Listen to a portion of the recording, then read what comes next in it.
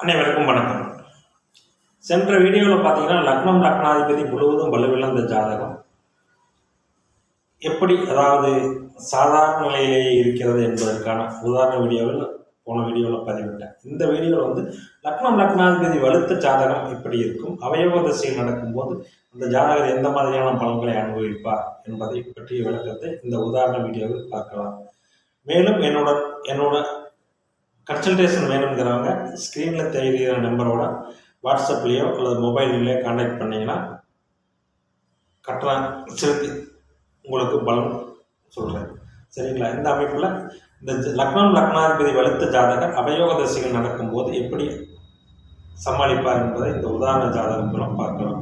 இந்த ஜாதகர் பிறந்தது பார்த்தீங்கன்னா 12/4/1996 9:15 AM நாட்கள் பிறந்திருக்கார். ரிஷப லக்னம், மகர ராசி, திருவோண நட்சத்திரம். லக்கணத்திலேயே சுக்கிரன் அமர்ந்திருக்கிறார். லக்கணத்திலேயே சுக்கிரன் அமர்ந்திருக்க 9ஆம் வீட்டில் சந்திரன், 8ஆம் வீட்டில் குரு, 11ஆம் வீட்டில் சூரியன், புதன், சனி, கேது, 12ஆம் வீட்டில் புதன். இதுதான் இந்த ஜாதகத்தினுடைய கிரக நிலை. இந்த ஜாதகத்தில் லக்னாதிபதியே லக்னத்தில் ஆட்சி பெற்றிருக்கான். மாளவிகா யோகத்தில் அமர்ந்திருப்பார். பொதுவாக மாளவிகா யோகம் என்பது அனைத்து லக்னங்களுக்கும் கேந்திரங்களில் சுக்கிரன் ஆட்சி பெறுவது நிலை பெறுவார். எல்லா லக்கணங்களுக்கும் கேந்திரங்களில் ஆட்சி பெறும் ஒரே கிரகம் சுக்கிரன் மட்டுமே.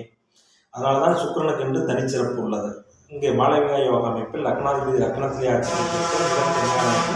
ஜாதகர் நல்ல குணமுடையவர், நல்ல இரண்டாவதாக எதையும் அனுபவிக்க பிறந்தவர் என்றே கூறிவிடலாம். அதற்கு தசாபுத்திகள் ஒத்துழைக்க வேண்டும்.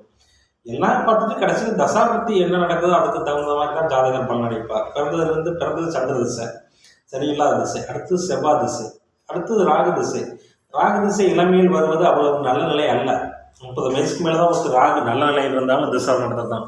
அதுவும் கெட்ட நிலையில் இருந்து திசை நடத்தும் போது கண்டிப்பாக அவருடைய படிப்பை கெடுப்பார். இந்த ஜாதகர் ஏதோ ஒரு டிகிரி படித்திருக்கார், அவ்வளவுதான். ராகு இங்கே கனியா ராகுவாக இருந்தாலும் செவ்வாய் சனியின் பார்வை பெற்ற ராகு நல்ல பலன்களை செய்ய மாட்டார். இந்த அமைப்பில் தான் ஜாதகருக்கு ராகு திசை வந்தாலும் படிப்பை கெடுத்து. இந்த ஜாதகத்தில் அதிக சுபத்துவமான கிரகம் பார்த்தீங்கன்னா உண்மையிலேயே குரு தான். ஏனென்றால் சுக்கிரனை விட குரு தான் மூல திரியோண உலகில் இருக்கார். அங்கே சூரியன், செவ்வாய், கேது எல்லாமே கேதுவோட சேர்ந்து கெட்டு போயிட்டாங்க. இங்கே மூல திரியோண உலக பெற்ற குருவின் காரகமான ஃபைனான்ஸ் தான் இந்த ஜாதகம் செஞ்சுட்டு இருக்கார். அதில் ஓரளவு முன்னேற்றம் கண்டு வருகிறார். ஓரளவு தான், பெரிய அளவில் இந்த ஜாதகரால் ராகு திசையில் சோபிக்க முடியவில்லை. ஆனாலும் பிரச்சனைகள் கட்டுக்குள் தான் இருக்கிறது. பெரிய கடன் தொந்தரவோ பெரிய சிரமங்களோ இல்லை. அதே சமயத்தில் பெரிய யோகங்களும் இல்லை. சிரமங்களை சமாளிப்பதற்கு எங்களை லக்னத்திலேயே லக்னாதிபதி ஆட்சி பெற்ற காரணத்தினால் இந்த ஜாதகருக்கு அவயோக திசையும் 7.5 சனியும் கூட பெரிய கெடுதல்களை தராது. வலுப்பெற்ற ஜாதகத்திற்கு அவயோக திசைகள் நடக்கும்போது அந்த ஜாதகர் அந்த பிரச்சனைகளை சமாளிக்கக்கூடிய தகுதியில் தான் இருப்பார். இன்னும் சமாளிக்க முடியாமல் ஃபுல்லாக சரண்டராகி போகிற அமைப்புகள் அந்த ஜாதகருக்கு இருக்காது. மேலும் பார்த்தீங்கன்னா இந்த ஜாதகருக்கு இன்னும் திருமணம் நடக்கலை. என்ன கேட்டிங்கன்னா 7ஆம் அதிபதி சனியோட சேர்ந்து சூரியனோட சேர்ந்து அஸ்தங்கமாகி கேதுவோட சேர்ந்து கிரகண அமைப்பில் இருக்கிறதுனால இந்த திருமணம் ஆகலை. அதே சமயத்தில் 7ஆம் வீட்டை பாவங்கள் யாரும் பார்க்கல. 7ஆம் அதிபதி குருவின் வீட்டில் வீடு கொடுத்த குரு ஆட்சியாக இருக்கிறார். நல்ல மன வாழ்க்கை தான் அமையும். எப்பொழுது திருமணம் நடக்கும் என்பது தசாபுத்திகள் வந்துடணும். திருமணம் ஜாதகத்துக்கு எப்போ நடக்கும்னு பார்த்தீங்கன்னா, அதாவது சூரிய புத்தி நடந்ததுக்கு அடுத்து வீரியஸ்தானாதிபதியான சந்திர புத்தியில் திருமணம் நடக்கும். செவ்வாய் புத்தி இல்லை, குருத சாமஜன் சுய புத்தியிலே அந்த ஜாதகருக்கு பெண் குழந்தை பிறக்கும். ஏனென்றால் குரு 8இல் மறைந்து ஆட்சி ஆகிறார், மறைவுஸ்தானத்தில் இருக்கிறார். இதே கேந்திர கோணங்களில் வலுப்பெற்றது குரு திசை நடந்தால் முதல்ல ஆண் வாரிசை தந்திருப்பார். ஆண் வாரிசை தரமாட்டார், முதலில் பெண் குழந்தையை தருவார். இந்த அமைப்பில் இந்த ஜாதகத்திற்கு, அதாவது 11ஆம் இடத்தில் இருக்கின்ற சனி ஆட்சி பெற்ற குருவின் வீட்டில் இருப்பதாலும் சூரியன், செவ்வாய், சனி, கேது எல்லாம் 11ஆம் இடத்தில் இருக்கிறது. அப்படி ஒன்றும் பெரிய கெடுபலன்கள் தரும் அமைப்பில் இல்லை. ஆனால் நடக்கின்ற ராகு திசை எந்த லக்கணமாக இருந்தாலும், சனி செவ்வாய் லக்கணத்துக்கு யோகராகவே இருந்தாலும் கூட அவர்களின் தொடர்பை பெற்ற ராகு கேதுக்கள் பெரும்பாலும் அவருடைய தீய காரணத்துவங்களைத்தான் எடுத்து செய்வார்கள். இங்கே விதிவிலக்காக ராகு திசை ஓரளவு இந்த ஜாதகருக்கு நன்மை செய்யும் நிலை இருக்குது. ஓரளவு தான், கட்டுக்கு உட்பட்டு நன்மைகளை செய்யும். ஏனென்று கேட்டால் ராகுக்கு வீடு கொடுத்த புதன் குருவோட பார்வையில் இருக்கிறார். இது ஒரு நல்ல அமைப்பு. ராகுக்கு வீடு கொடுத்தவன் குருவை பார்வையில் இருந்தாலும் சனி செவ்வாயின் பார்வையில் இருக்கிறார். பட் அப்படின்னு வரும்போது தான் நமக்கு துல்லிய பலன்கள் ஜாதகத்தில் கிடைக்கும். புதன் குருவின் பார்வையில் இருந்தாலும் இருக்கிறதுனால இந்த ஜாதகம் ஒரு டிகிரியாக முடிச்சிருக்காரு. இரண்டாவதாக சனி செவ்வாயின் பார்வை பெற்ற இந்த ராகு அதிர்ஷ்டத்தை கெடுப்பார். 5ஆம் இடத்து கேந்திர கோணங்களில் இருக்கும் ராகு கேதுகள் அந்த பாவத்தை கெடுப்பார்.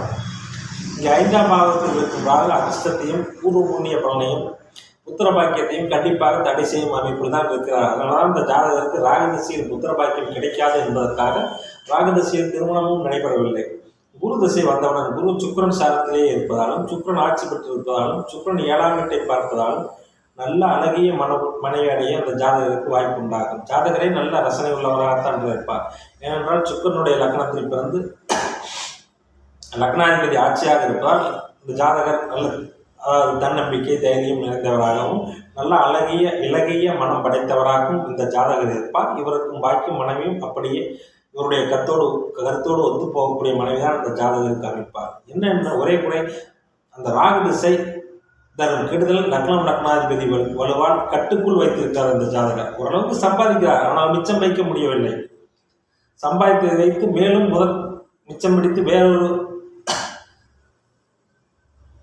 வேறொன்றில் முதலீடு செய்வதற்கு முடியவில்லை. அதற்கு காரணம் இங்கே சனி செவ்வாயின் பார்வை ராகுவுக்கு இருப்பதால். எனவே ஒரு ஜாதகத்தில் லக்னாதிபதி வலுத்து அவயோக தசை நடந்தால் கூட அந்த ஜாதகர் அவயோக கிரகங்கள் தரும் கெடுபலன்களை தாங்கக்கூடிய சக்தியை பெறுவார் என்பதற்கு இந்த ஜாதகர் ஒரு நல்ல உதாரணம். நன்றி, வணக்கம்.